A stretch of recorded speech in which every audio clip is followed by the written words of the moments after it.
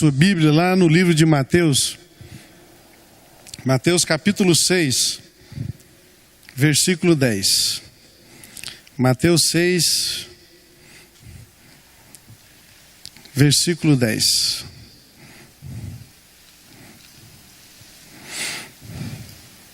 Mateus 6, 10 diz o seguinte: venha o teu reino, faça-se a tua vontade, assim na terra como nos céus.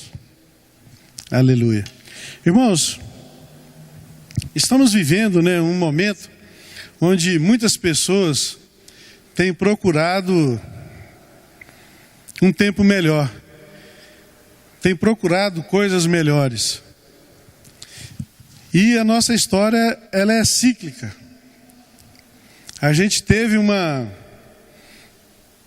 manifestação popular nos anos 60, 64, não é isso, hein?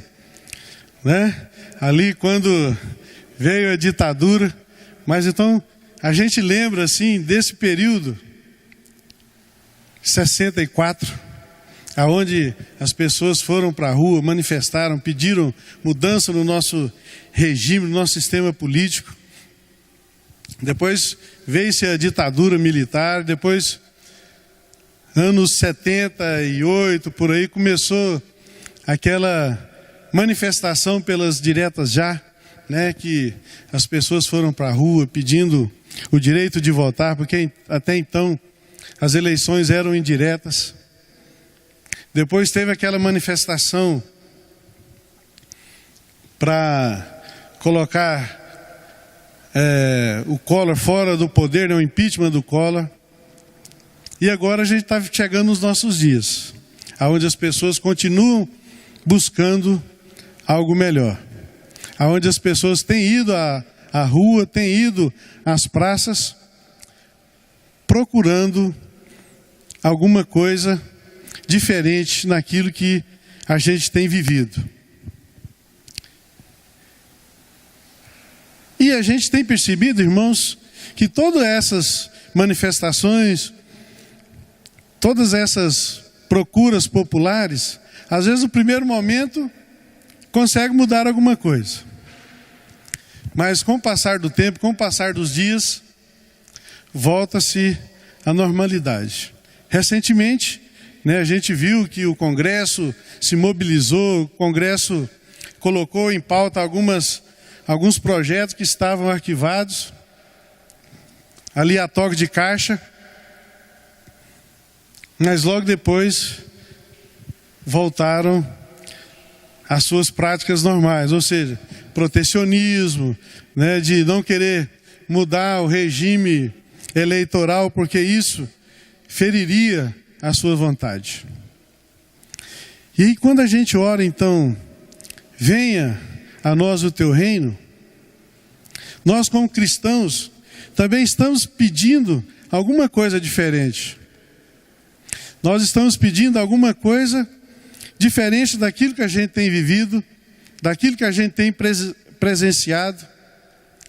Apóstolo Paulo nos exorta que nós não devemos nos conformar com esse século, mas nós devemos transformá-lo pela renovação do nosso entendimento. E só tem uma maneira da gente renovar o nosso entendimento: é buscando a Deus, é crendo que Deus tem todo o poder para mudar todas essas coisas. Deus tem o poder de transformar os nossos corações, os corações dos nossos líderes, dos nossos políticos, para melhorar alguma coisa. Por isso nós oramos: venha o teu reino, porque nós cremos que somente Jesus Cristo pode mudar. Não adianta a gente trocar as pessoas, mudar às vezes o sistema, mas se Jesus não transformar essas pessoas, as práticas continuarão sendo as mesmas. Por isso que a gente tem que estar sempre renovando a nossa mente, buscando coisas lá do alto. Então, somente pela implantação do reino de Deus nos nossos corações é que poderemos ser transformados e também sermos agentes transformadores. Lutero disse que na oração do Pai Nosso, a gente expressa toda a nossa humildade, pois tem em si o reconhecimento de que em nós mesmos nada temos de bom para oferecer a Deus. Então, quando a gente ora o Pai Nosso, a gente está reconhecendo a nossa humildade, a gente está reconhecendo a nossa pequenez, nós estamos reconhecendo a nossa insignificância diante de Deus, nós estamos reconhecendo que de nós mesmos não tem nada de bom, não podemos oferecer nada de bom a Deus por nós mesmos. Por isso que Lutero disse isso, que a oração do Pai Nosso, ela expressa então toda a nossa humildade. Então, somente pela implantação do reino de Deus que poderemos ter um mundo melhor. É claro que nós devemos ir às ruas, nós devemos manifestar, nós devemos buscar algo diferente, mas somente pelo poder de Deus. Somente quando há interferência do alto é que nós poderemos ter um mundo melhor. Por isso que a gente vê que tantas coisas que as pessoas buscam, tantas coisas que principalmente os mais jovens, né, vão à luta e passa tempo e volta à normalidade. Porque o poder de Deus, a vontade de Deus não foi estabelecida, não houve uma transformação no coração dessas pessoas. E Jesus então, ele diz para os seus discípulos, olha, pregai, porque está próximo o reino dos céus. Lá em Mateus 10, 7 está dizendo isso. Olha, você tem que pregar, você tem que propagar esse evangelho, porque está próximo o reino dos céus. Mateus 10, 7 diz o seguinte: e à medida que seguirdes, pregai, que está próximo o reino dos céus. Então, irmãos, à medida que nós também caminhemos, à medida que nós avançamos, nós temos também que pregar esse evangelho, pregar esse reino, que o reino dos céus está próximo. Em certo momento, os fariseus, incomodados com essa pregação de Jesus, falando, olha, o reino de Deus está próximo, é chegado a vós o reino de Deus. E os fariseus, né, sempre querendo colocar Jesus numa sinuca de bico, eles viram para Jesus, mas quando que vai ser? Quando que vai ser essa implantação desse reino? E a resposta de Jesus, ela é tremenda, irmãos. Jesus então responde aos fariseus, fala, não vem o reino de Deus como visível aparência, nem dirão, ei-lo aqui ou ei-lo lá, porque o reino de Deus está dentro de vós. O reino de Deus está dentro de vós. Fala para o irmão que está do seu lado, o reino de Deus está dentro de você. O reino de Deus está dentro de você. Pessoal, que coisa tremenda, irmãos. O reino de Deus não é uma coisa visível, não é uma coisa palpável, né? E a gente nem vai ouvir falar, olha, o reino de Deus está estabelecido lá naquele país, lá naquele estado, lá naquela cidade, porque não está. O reino de Deus, ele é estabelecido dentro de nós. O reino de Deus está dentro de cada um de nós. Isso está lá em Lucas 17, 20 e 21. Se você quiser abrir, a gente pode até ler Lucas 17, 20 e 21.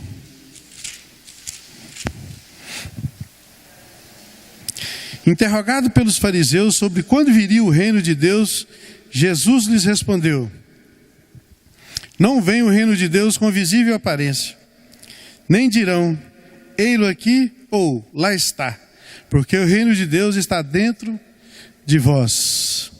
O reino de Deus está dentro de vós.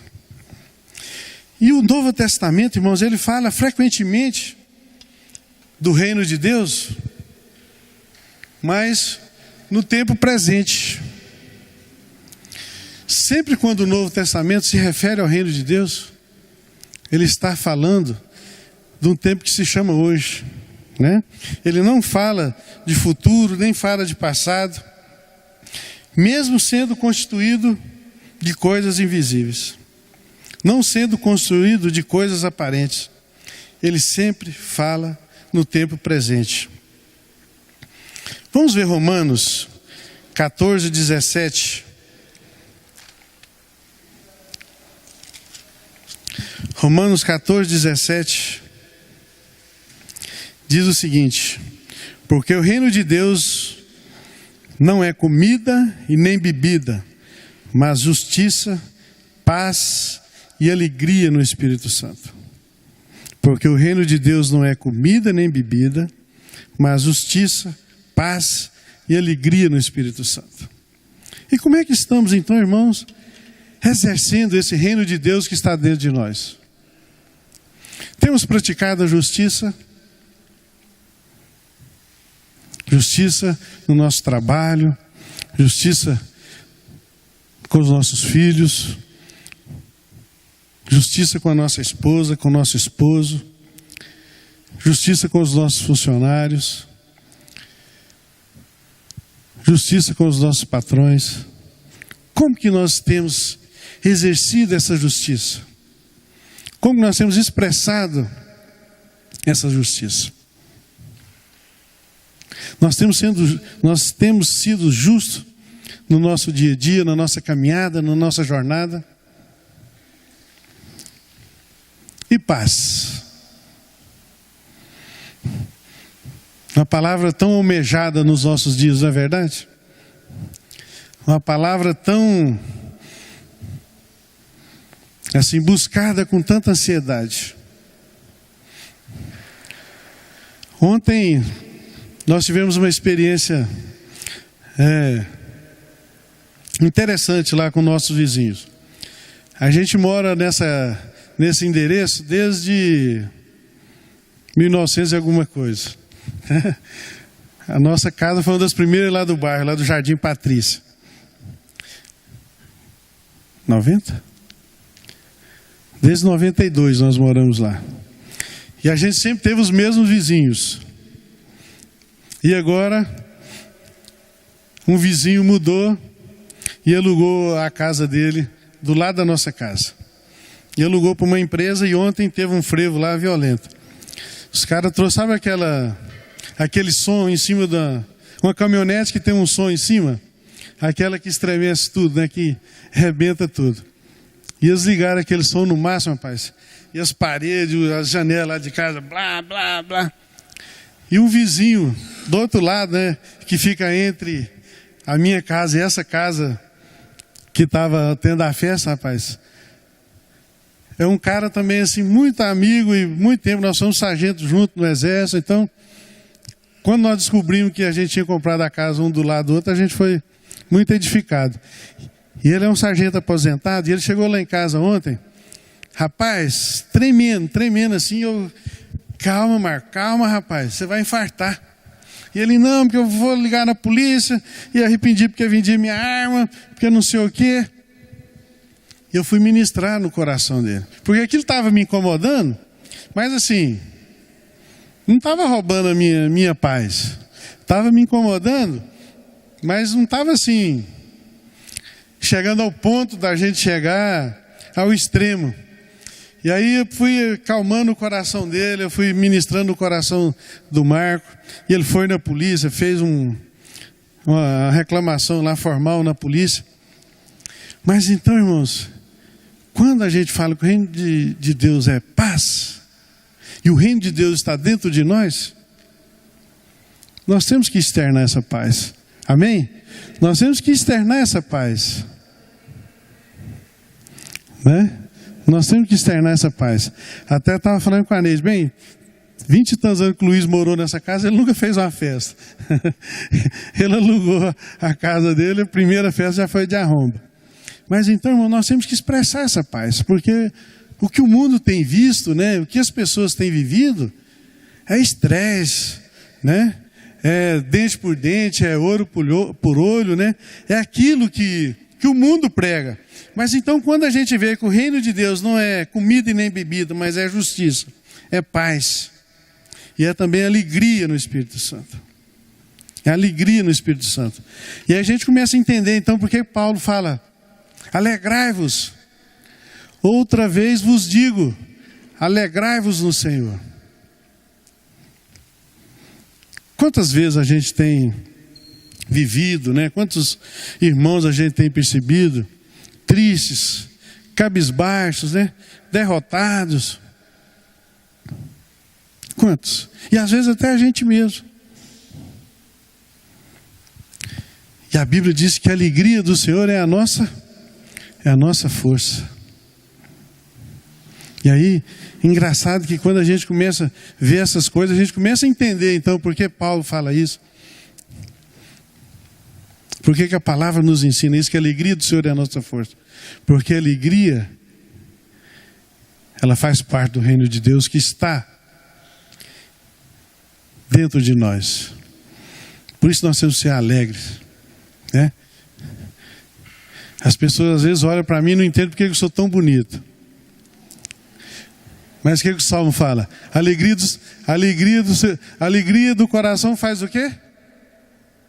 Formoseia o rosto, né? Por isso que a gente olha aqui, está todo mundo bonito. Porque a alegria do coração, ela formoseia o nosso rosto. Isso é contagiante. Isso é contagiante. Mas é porque a alegria, ela faz parte do reino de Deus que está dentro de nós. Amém? Por isso que a gente não pode ser essas pessoas tristes, sempre emburradas, sempre de mal com a vida. Um dia a gente está bem, outro dia a gente está mal. Um dia a gente está alegre, outro dia a gente está triste.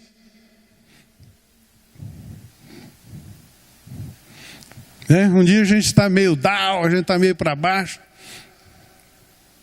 Não é de Deus. Deus quer que nós sejamos alegres, que expressemos essa alegria para as outras pessoas, que possamos contagiar com a nossa alegria o nosso próximo, os nossos amigos, os nossos vizinhos, nossa família. E para que a gente continue, né, bonito, não precisa gastar com cirurgia plástica, né? Não precisa gastar querendo dar uma repaginada, né, não, Elcio? Querendo ficar mais novo, querendo ficar mais jovem, fazer uma recalchutagem. A gente tem que fazer essa recalchutagem no nosso coração, amém? Pedindo a Deus que coloque em nós um coração grato. É aquilo que o salmista lá no Salmo 51 diz: eu quero um coração grato, um coração contrito, porque isso é um coração alegre. Quando a gente tem um coração grato, a gente expressa essa alegria, amém? Então, irmãos, a alegria tem que ser parte contínua do nosso dia a dia. A justiça, a paz e a alegria, amém? Isso não pode estar fora do contexto de nós como cristãos. Isso está inerente, está no nosso DNA. Justiça, paz e alegria. É fácil praticarmos justiça nos dias atuais?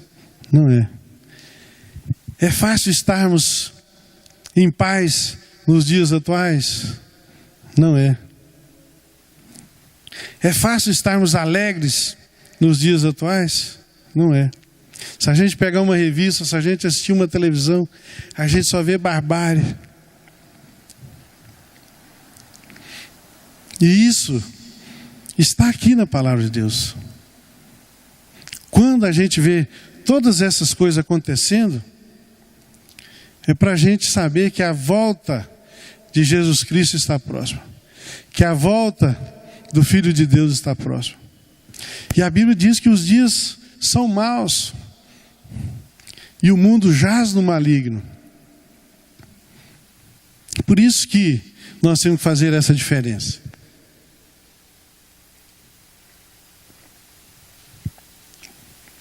Por isso que somos esses agentes da justiça, da paz e da alegria.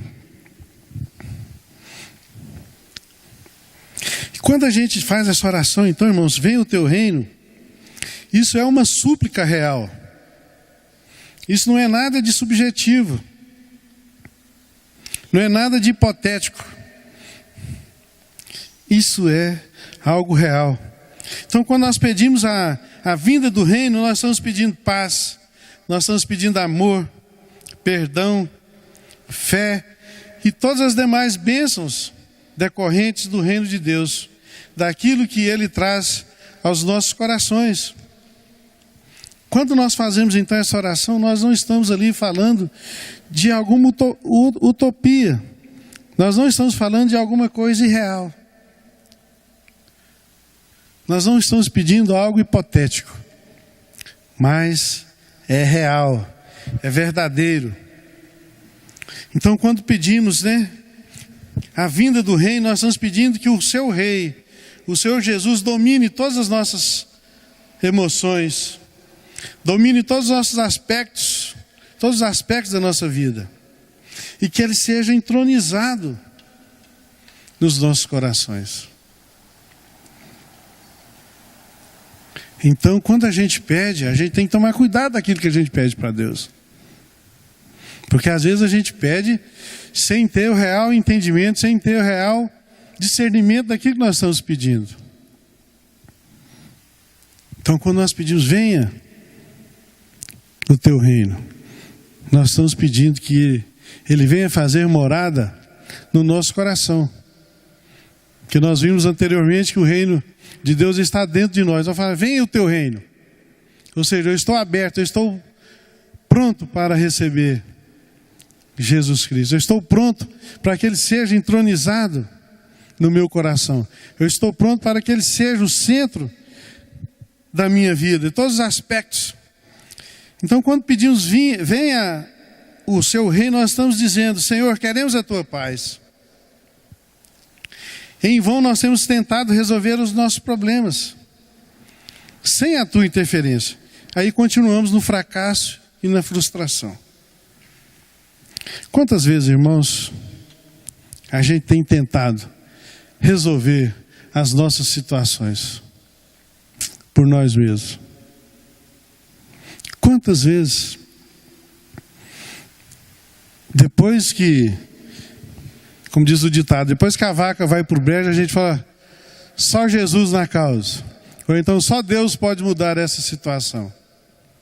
Nós mesmos que criamos essa situação. Porque às vezes a gente na nossa vontade de fazer, na nossa vontade de acontecer, a gente não busca o reino de Deus. A gente não ouve aquilo que Deus está dizendo para a gente. E aí a gente tenta resolver na nossa capacidade. A gente tenta resolver segundo a nossa vontade. Segundo a nossa vontade. Quando a gente então busca essa oração, que venha a nós o seu reino, nós estamos dizendo, Senhor, tem misericórdia de mim, não sou capaz. Todas as vezes que eu fiz alguma coisa sem ser da sua vontade, eu fracassei.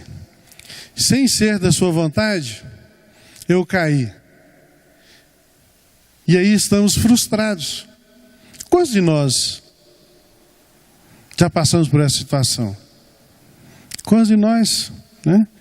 Eu mesmo, todos nós. E aí a gente usa aquela situação contra Deus. A gente usa aquele fracasso para cobrar de Deus, para acusar Deus. Senhor, mas como o Senhor permite que eu viva essa situação? Senhor, como o Senhor permite que isso chegou nesse ponto? Mas Deus lá atrás estava dizendo para a gente, não faça, não vai. Ou então faça, vai. E a gente não vai, a gente não faz. Porque tem os dois lados da moeda. Deus está falando para a gente ir e a gente fica com medo, falando, será que isso é de Deus? Não estou em paz, não.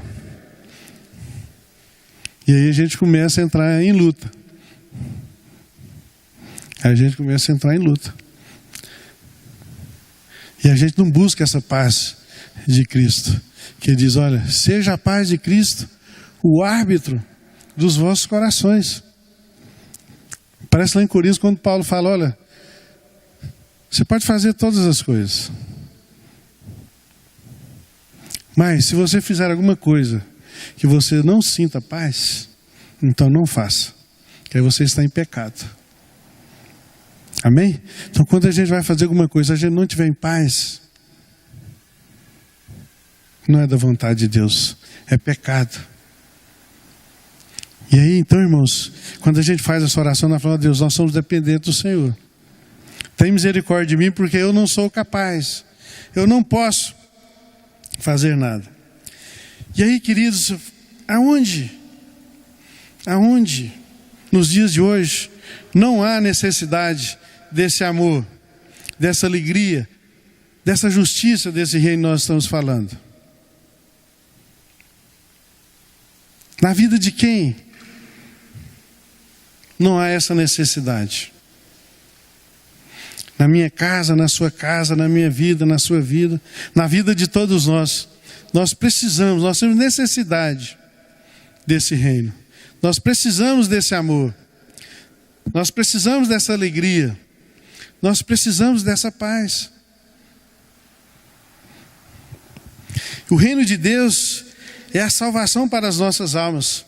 E ele é tão necessário quanto o nosso pão do nosso dia a dia, quanto o ar que nós respiramos. Ele é tão necessário quanto isso. Irmãos, e esta petição, venha o teu reino, ela também implica em responsabilidade. Vamos ver Marcos 16, 15. Marcos 16, 15.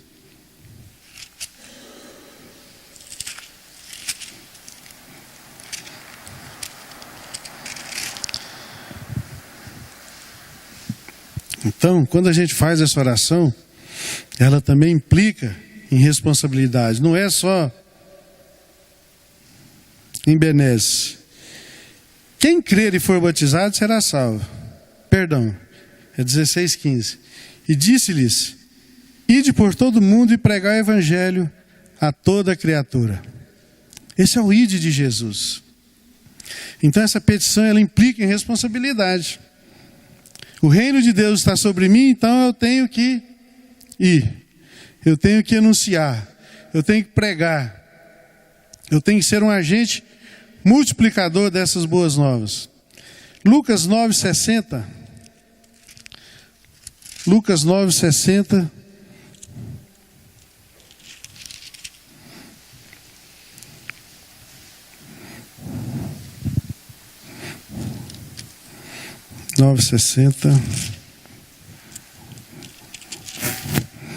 Diz o seguinte: outro lhe disse: seguiste-ei, Senhor, mas deixa-me primeiro despedir-me do de casa. Mas Jesus,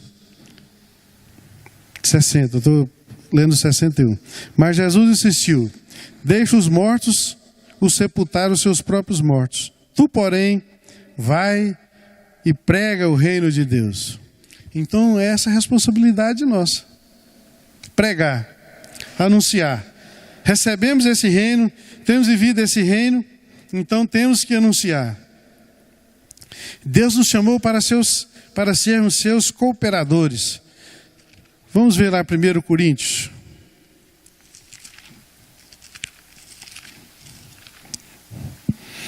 Primeiro Coríntios 3, versículo 9.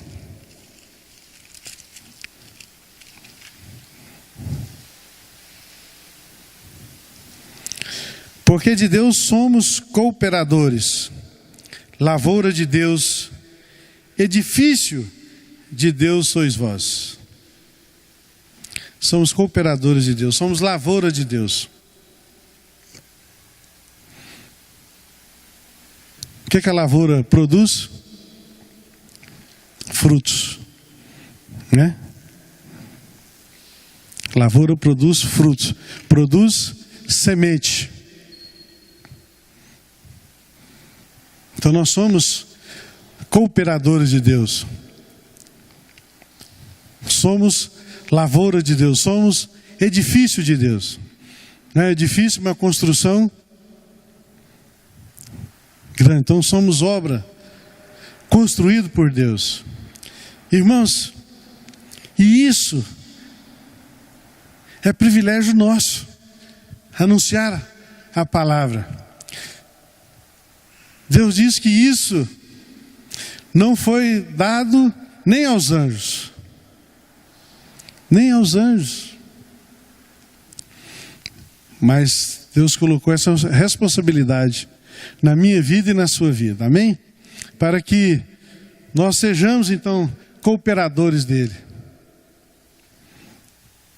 E somos a sua lavoura, né? Imagina uma lavoura cultivada por Deus. Pode vir todos os projetos da Embrapa, sementes selecionadas, né? Sementes com DNA modificado, que jamais vai ter uma produtividade igual a lavoura de Deus, amém? Né? Jamais, porque Ele é o agricultor. Então nós temos que produzir sementes, nós somos essa semente. Lá em Romanos 10, 14, fala algo mais também a respeito disso. Romanos 10, 14 e o 15. Como, porém, invocarão aquele em quem não creram? E como crerão naquele de quem nada ouviram? E como ouvirão se não há quem pregue? E como pregarão se não forem enviados? Como está escrito: quão formosos são os pés dos que anunciam as coisas boas. Quão formosos são os pés dos que anunciam as coisas boas. Então, além da gente ser bonito, a gente tem um rosto bonito, nós temos uns pés formosos também. Amém? Você que acha seu pé feio, né? Pé de pato, bico chato, bico de papagaio, não sei o que, tarará. Esporão, né? Os nossos pés são formosos, porque nós anunciamos as boas novas, né? Nós somos esses agentes que anunciam as boas obras, que preguemos a toda criatura, que pregamos aqueles que têm nos acercado. E quando a gente faz essa oração, irmãos, nós estamos buscando também um bem comum. Quando nós oramos, essa oração vem o teu reino, nós estamos fazendo uma oração que ela também, ela é para o nosso semelhante, ela é para o nosso próximo. Nós estamos buscando um bem comum. Pedir a vinda do reino, nós estamos externando o nosso amor aos pecadores. Nós estamos externando o nosso amor àqueles que têm padecido no pecado, aqueles que estão no lamaçal, que estão enveredados pelos caminhos de morte. E quando a gente faz essa oração, então, ela é para o bem comum. Ela é tão maravilhosa que ela não pode ser, esse reino não pode ser exclusivo meu. Porque muitas vezes a gente quer fazer o contrário, não é verdade? A gente quer a bênção para a gente, põe debaixo da cama, põe debaixo do tapete, põe debaixo do sofá. Daqui ninguém me tira, né? Aqui ninguém toma. Lembra quando os discípulos estavam com Jesus no monte orando?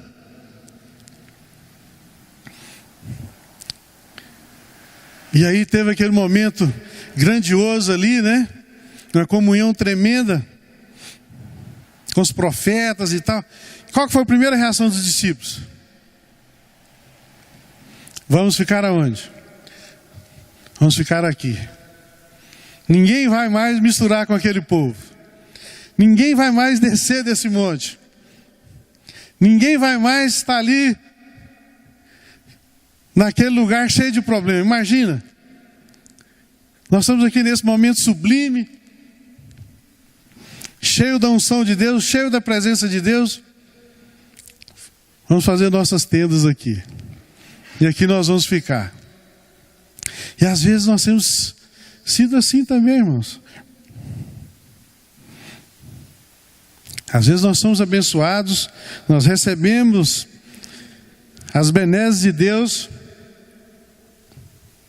e a gente quer ser exclusivo. A gente continua sendo egoísta conosco, com as outras pessoas, perdão, né? Quando Paulo fala, ora, estão pedindo mal. Porque vocês estão pedindo e estão recebendo, sabe por quê? Nós estamos pedindo para a gente mesmo. Eu tenho me policiado, irmãos, quando tenho feito oração. Porque faz parte do ser humano. Primeira coisa que a gente chega diante de Deus: o Senhor me abençoa.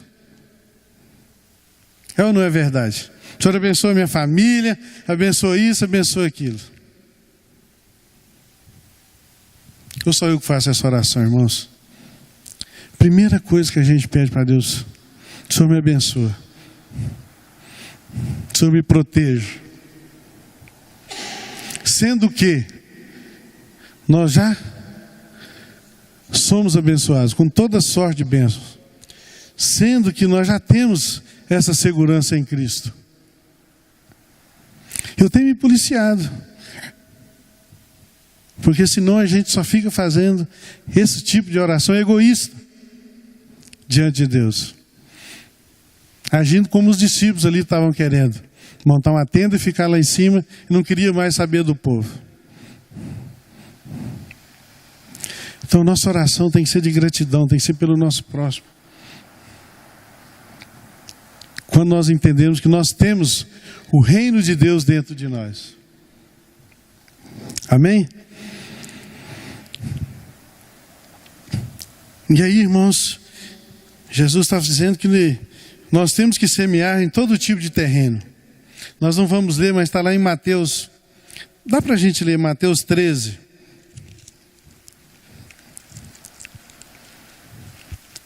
Mateus 13,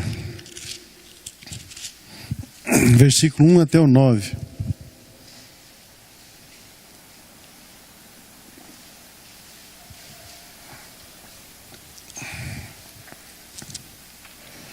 Mateus 13, de 1 até o 9.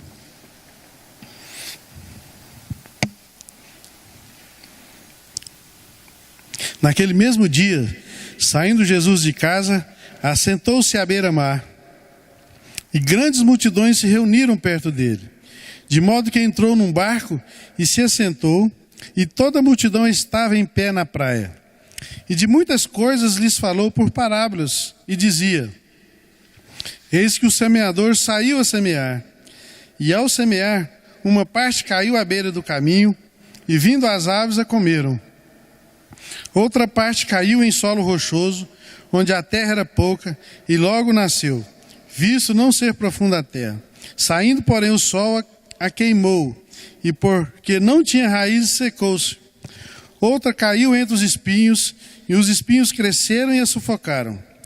Outra, enfim, caiu em boa terra, e deu fruto, a 100, a 60 e a 30 por um.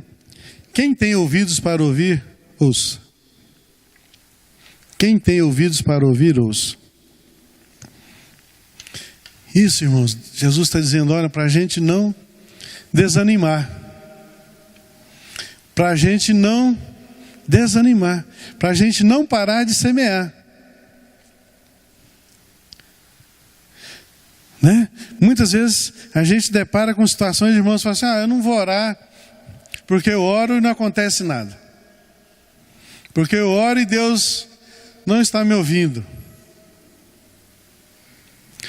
Eu falo para as pessoas e ninguém escuta.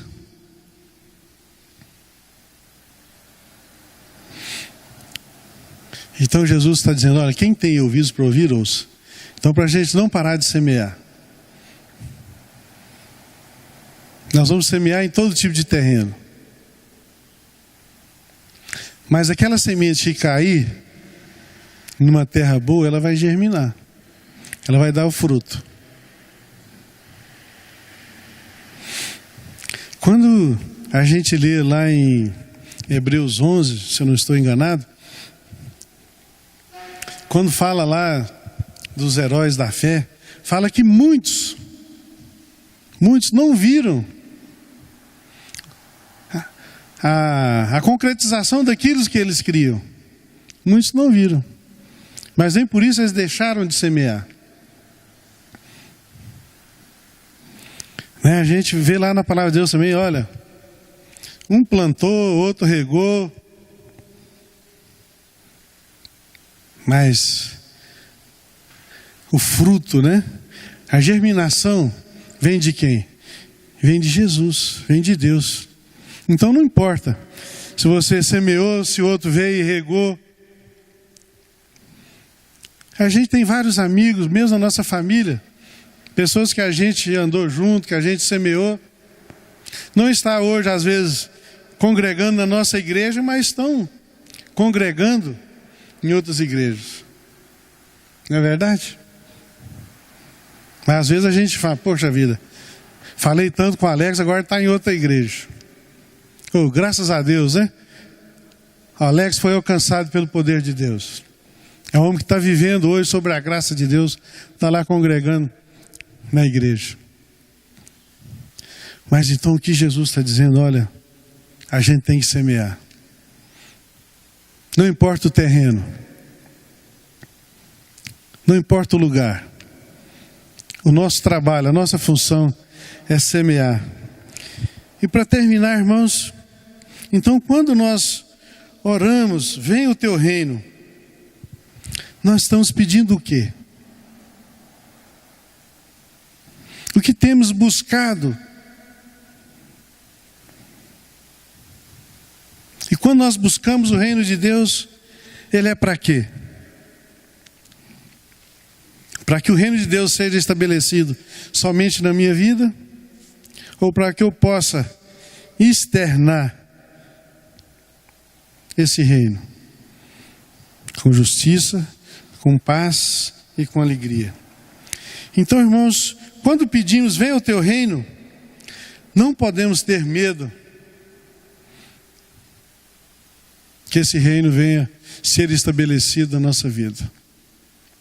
Não podemos ter medo de sermos usados por Ele. Então, quando nós pedimos, venha o teu reino, é algo real. Não é uma coisa hipotética. Não é uma coisa que está longe. Quando pedimos o teu reino, então nós estamos dizendo, olha, Senhor, venha para dentro de mim, para dentro do meu coração, a sua justiça, a sua paz e a sua alegria. Amém? Vamos colocar de pé.